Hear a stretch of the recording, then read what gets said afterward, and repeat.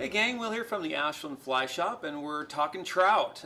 Here we are at the 1st of May, last part of April, and probably the only significant river that's had an opening, or continues to have an opening, is the Wood River and the Klamath, and we'll get to that in a minute. But most of the other rivers are open all year, and a lot of the lakes in the area as well. So, you know, we've been kind of getting varied reports recently, and I want to share that stuff with you today and talk to you a little bit about what does the trout angler do here in the proximity to the Rogue Valley in southern Oregon. And honestly, it's a pretty mixed bag.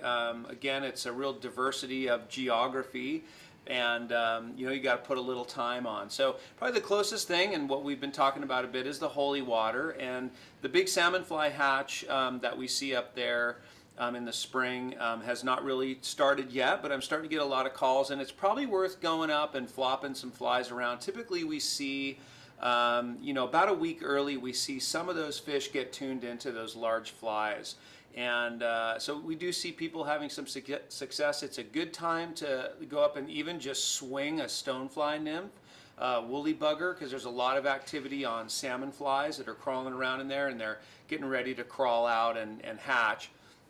So there's a lot of that activity. So it's a good idea to fish subsurface with a large salmon fly nymph, a dark stonefly, in advance of that hatch again, which we typically see about the middle of May. We really start to see that happen, as I did in the holy water preview video a week or two ago. So that's the holy water. That again is right at the outflow of Lost Creek Lake, and that's one to keep an eye on. There's a couple little sections of the Klamath River as it goes into Oregon that we like. The John Boyle section's a kind of a classic little trout stream in that it runs from John Boyle Reservoir down to the flumes there. So there's a couple of miles you can fish in there. It's pretty rough going, it's pretty rough and tumble, but it's a good early season fishery. And I don't have as much detail on it personally. My employee Brandon, who you may have met in here, is a great resource for that, and you're welcome to give him a call. He works Wednesday through Saturday, and he can really detail that for you. But that's a really good dry fly, dry and dropper, early season fishery there. That's a good, pretty solid little trout fishery there. And there's some other little aspects of the Klamath as well that that you might want to talk to Brandon about as well. Lower down, below the flumes, kind of an interesting fishery there. So something to consider. Moving into the Klamath Basin, definitely had some reports of people fishing the lake. This is a good time to fish the lake with a little bit larger fly. A lot of times you get a little more color in the lake at this time of year, and if you're fishing around sort of the mouth or the estuary around like the Williamson or the Wood, you can get a little bit of color in the river, and you can fish a little bit bigger fly.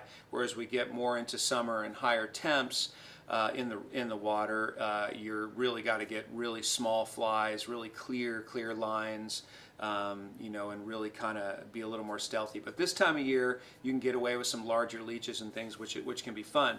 Definitely had a mixed bag of fishing in the last month. I've had some people say they've had some really good fishing, but then also, you know, the typical challenging Klamath Lake fishing. So you want to look for a little bit of wind, a little bit of chop on the water, never hurts, but it is a good time to start poking around over there. And as you know, we get some warmer temps and things start to shift a little bit more bug life. As I mentioned, the Wood River opens, I believe it's the 3rd Saturday in April, so it should be this Saturday. And so we're looking forward to that happening. That's a kind of a tricky fishery as well, with a lot of private property there. But if you have a kayak or you want to do a guide trip or something, that's a good way to do it. Again, some color in the water is really helpful there, and that can be that way this early season. It can be a really great streamer fishery. Some very nice fish in there, some large resident browns, as you know. Migratory rainbows haven't really started, so really that kind of middle stretch, upper middle stretch, is probably a good place to key on if you have some spots there, or if you have a craft that you can use to get down the river. That's a good one as well. Williamson is closed. The lower Williamson is closed until, I believe it's the 3rd Saturday in May, or somewhere around the 22nd or something like that, as is the main stem Rogue itself for trout, so that continues to be closed, as well as the Applegate River, so you want to keep that in mind. Those are closed for spawning fish and kind of migratory fish aspects there. So that's what's happening kind of right here in our area. We have a couple of other little out of the way small spots that we'd be happy to talk to you about if you want to give us a call, that are not for everyone, but a couple of cool little things. So we'd be happy to talk to you about that if you want to give us a call here. But that's kind of what's happening here in the Southern Oregon area.